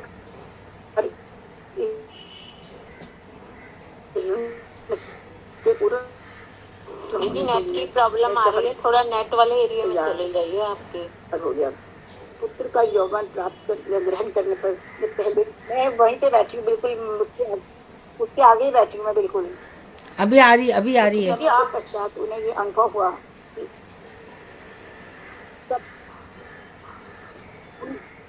उनका बहुत अनिष्ट हो चुका है। तब परम वैराग्य से युक्त होकर अपनी पत्नी देवयानी को अपने ही समान एक कामुक बकरे की कथा सुनाने लगे। एक बकरा था, वन में घूमते हुए उसे असहाय अवस्था में एक बकरी कुएं में गिरी हुई मिली। उसने उस बकरी को कुएं से बाहर निकाला। उस बकरी ने उसे पति के रूप में सहर्ष स्वीकार कर लिया, क्योंकि वह बकरा बहुत सुंदर तथा दुष्ट था।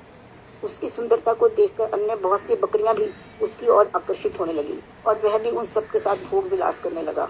उस बकरे की इस अश्लील आचरण से दुखी होकर उसकी पत्नी बकरी अपने पालने वाले ब्राह्मण के पास चली गई। अब तो वह कामुक बकरा उसे मनाने के लिए मैं करता हुआ ब्राह्मण के घर पहुंचा। तो हम क्रोध में आकर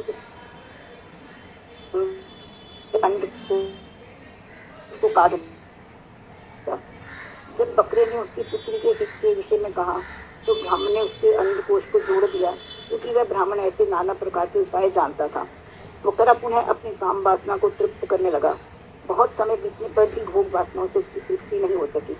राजा ययाति अपनी पत्नी से कहने लगे कि मेरी दशा भी उसी बकरे के समान है, परंतु उन्हें ये अनुभव हो चुका था कि जिस प्रकार अग्नि में घी डालने से अग्नि और अधिक भड़कती है, उसी प्रकार ये विषय वासनाएं भी जितना इनका उपभोग करोगे बढ़ती ही जाएंगी, कभी शांत नहीं होगी। इसीलिए अब मैं सब भोग वासना को त्याग कर अपना चित्त पर ब्रह्म परमात्मा में लगा दूंगा। इस प्रकार करते हुए उन्होंने अपने पुत्र पुरु को उसकी यौवन अवस्था लौटा दी और अपना बुढ़ापा वापस ले लिया। अब उनके चित्त में विषय वासनाओं के प्रति कोई आसक्ति नहीं रह गई थी। उन्होंने अपने पुत्र पुरु को राज्य पद का भार अभिषेक कर दिया और राज्य पद पर अभिषेक कर दिया और सब शक्ति मान भगवान वासुदेव को हृदय में धारण करके समस्त भोग वासना। दीदी आवाज आ रही है ना मेरी? हाँ आ रही। मैं एक बात और बोलना चाहूंगी सुधा दीदी के विषय में। हाँ। तो सुधा दीदी ने मुझे हमेशा ही प्रोत्साहित किया है, बहुत उत्साहवर्धन किया शुरू से। क्योंकि अभी कुछ साल पहले मतलब वो सुंदर गोपाल प्रभु थे, उन्होंने एक कोर्स शुरू किया था 4-5 साल पहले कृष्ण की ओर। तो उसमें मतलब ये सुधा दीदी मेरी काउंसलर थी। तब मेरी पहली दफा उनसे मुलाकात हुई। उन्होंने फोन पे मुझसे बहुत अच्छी तरह से बातचीत करी। तो तभी उन्होंने सुंदर गोपाल ने ये कभी कहा कि अब गुरुदेव के तिरुभाव का समय है, तो आप सबको उनको पुष्पांजलि देनी होगी। अब मुझे तो कुछ आता ही नहीं था कि कैसे देनी है, मुझे कुछ पता नहीं था। तो दीदी को पता लगा कि मैं तो उनके महाराज जी की शिष्य हूँ, तो वो मेरे को बोली कि आपको तो जरूर बोलना पड़ेगा, आप तो उनके शिष्य हो। बाकी अगर जो नहीं है शिष्य वो भी बोलते तो बहुत अच्छा है, मगर नहीं बोले तो भी चलेगा, मगर आपको तो बोलना ही पड़ेगा।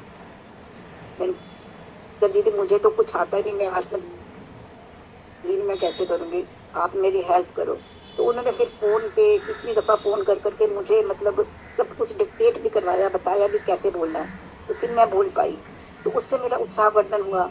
उसके पश्चात भी एक बार सुंदर गोपाल प्रभु जी ने मतलब हमें बोला कि आपको सबको 2 मिनट की ऑडियो अपनी गुरुदेव के विषय में, उनके विषय में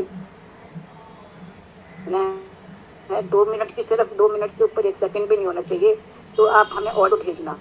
मैं तो घबरा रही थी कि 2 मिनट में कैसे बोलेंगे, मगर दीदी ने कहा नहीं कुछ नहीं होगा, आप बोलना।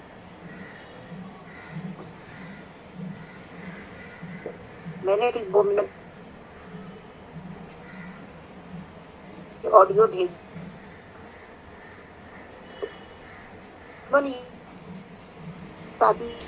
कहा कि भी जिसकी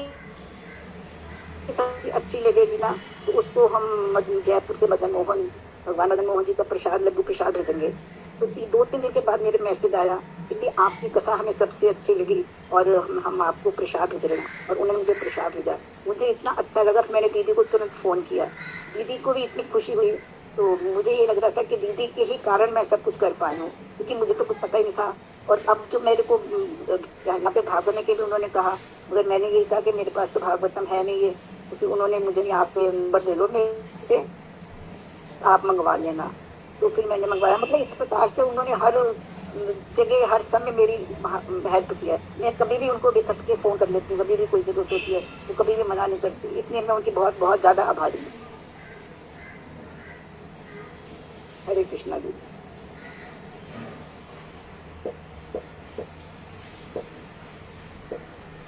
तो कथा आई, अच्छी हुई, बीच बीच में ब्रेक हो गया। समझ आ रहा था तो उन्हें बोला है। आपने तैयारी अच्छी की थी, शॉर्ट किया था। आवाज नहीं आ रही है। अब मेरी आवाज नहीं आ रही? पता नहीं, मैं तो उसके पास ही बैठी हूँ, वाईफाई के बिल्कुल पास। मेरी आवाज आपको आ रही है? नहीं, आपकी तो आ रही है। हाँ, तो मैं आपसे ये कह रही हूँ, बिल्कुल उसी रूम में बैठी हूँ। हाँ, तो मैं आपसे ये कह रही हूँ, आ रही है, ठीक से आ रही है। बीच बीच में आपकी आवाज ब्रेक हुई है ना, तो बहुत सारी जो कथा है वो हम सब सुन नहीं पाए। तो आप ऐसा कर सकती हैं कि वॉइस मैसेज पर उस आवाज को रिकॉर्ड करके भेज सकती हैं। तो समझ नहीं आया होगा ना अच्छे से? हाँ, नहीं, अभी क्या कर सकते हैं, कुछ रास्ता नहीं है ना, तो आप उसको कर लीजिए, हम लोग सब सुन लेंगे। ठीक है, भजन। दीदी मैं करूँगा, क्या करें? हरे कृष्णा दीदी, ऑडियो हरे कृष्णा। 1 मिनट, हरे कृष्ण। ऑडियो भेज दूंगी मैं इसकी। हाँ, आप ऑडियो भेज दीजिए। ज्योति दीदी आप अपना ऑडियो भेज दीजिए, वो हम ग्रुप में शेयर कर देंगे। हाँ जी, हाँ। अब अपना स्पीकर ऑफ करिए प्लीज, बाकी सब लोग भी कर लीजिए। किसने अपना भजन बोला? विनीता दीदी ने। जी दीदी। हाँ, ठीक है दीदी, आप बोल लीजिए। मुझे एक बात दीदी से पूछनी है। दीदी मैं भजन भी बोलूँ? विनीता आप दीदी को करने दीजिए भजन। विनीता दीदी को भजन करने दीजिए, उन्होंने बोल दिया सबसे पहले। दीदी कल ये साधना दीदी जो तैयारी कर रही हैं नरसिंह अवतार पर, और उनकी जो स्तुति करी है प्रहलाद महाराज ने, उसके साथ साथ अन्य देवताओं ने भी उनकी स्तुति करी है नरसिंह भगवान की। तो उनका ये प्रश्न था कि मैं सारी स्तुति पढ़ूं या सिर्फ प्रहलाद महाराज की स्तुति करूं, वरना वो 2 दिन में चला जाएगा उनका टॉपिक। नहीं, सबकी मत पढ़ो, ओनली प्रहलाद महाराज की। ठीक है दीदी। साधना दीदी आपने सुन लिया ना? विनीता दीदी आप हरे कृष्णा दीदी। हाँ जी सुन। ठीक है दीदी। दुर्लभ मानव जन्म लभिया संसारे, कृष्ण ना भजिनो दुख कहिब कहारे।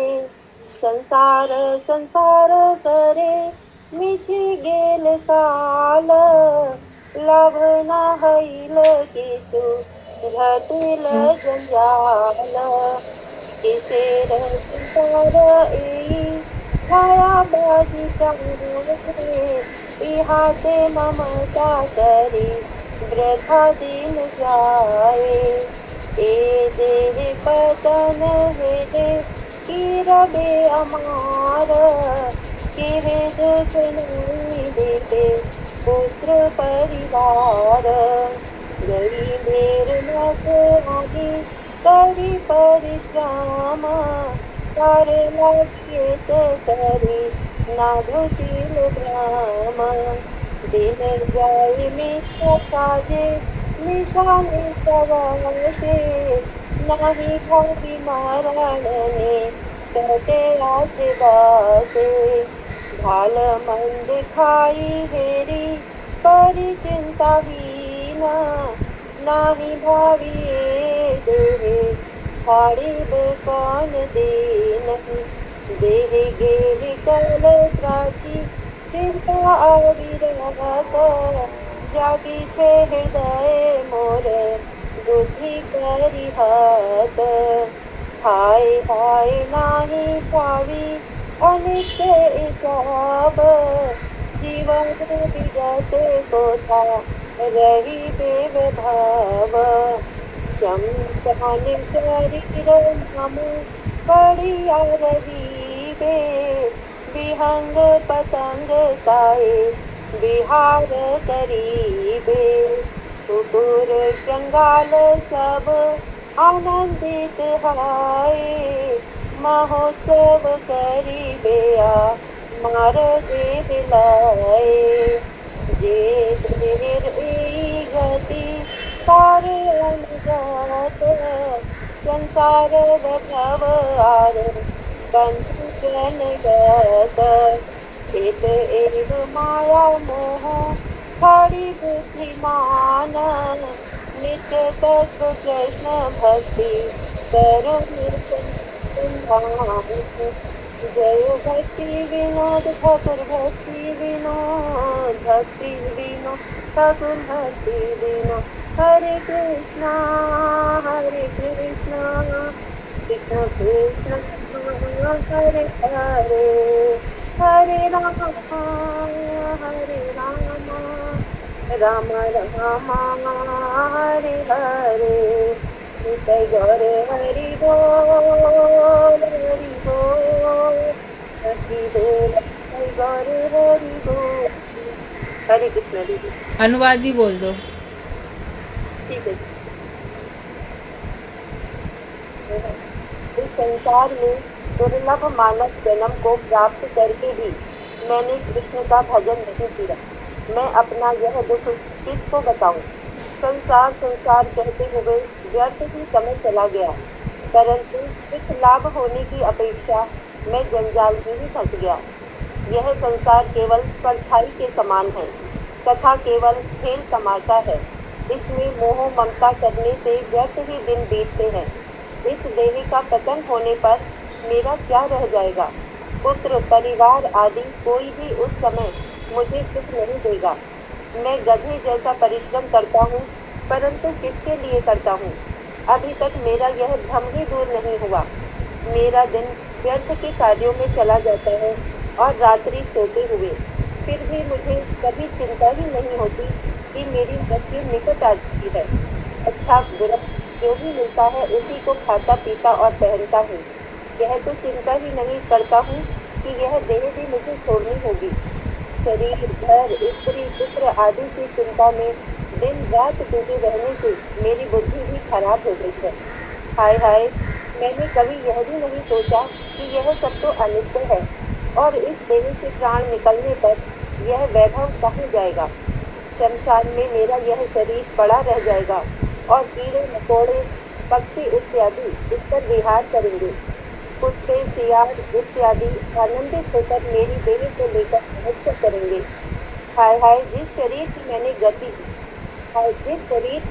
ऐसी गति है, मैं उसी शरीर से संबंधित संसार के वैभव और बंधु बांधवों में ही फंसा रहा। अतएव हे बुद्धिमान पुरुषों, आप इस माया मोह को छोड़कर नित्य तत्व विवेक भक्ति छोड़कर। हरे कृष्ण।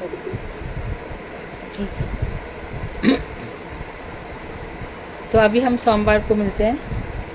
वांक्षतरुवैश्य कृपा सिंधु वेवच पतितानां पावन। अभी इस बार प्रश्न नहीं आए किसी के सुधा, आज ही सब लोग भेजेंगे लगता है। दीदी बना रहे निशा दीदी और अब हेमा दीदी बनाएंगी। दो क्लास के शुरू के निशा दीदी बनाएंगी। होपफुली आज दे देंगे मुझे वो, तो मैं आपको फॉरवर्ड कर दूंगी दीदी। ठीक है। हरे कृष्णा दीदी, धन्यवाद। हरे कृष्ण दीदी, धन्यवाद। हरे कृष्णा दीदी, धन्यवाद। सभी के लिए हरे कृष्णा दीदी,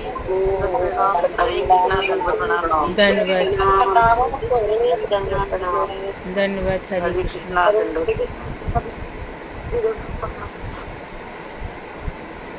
हरे कृष्णा दीदी, धन्यवाद।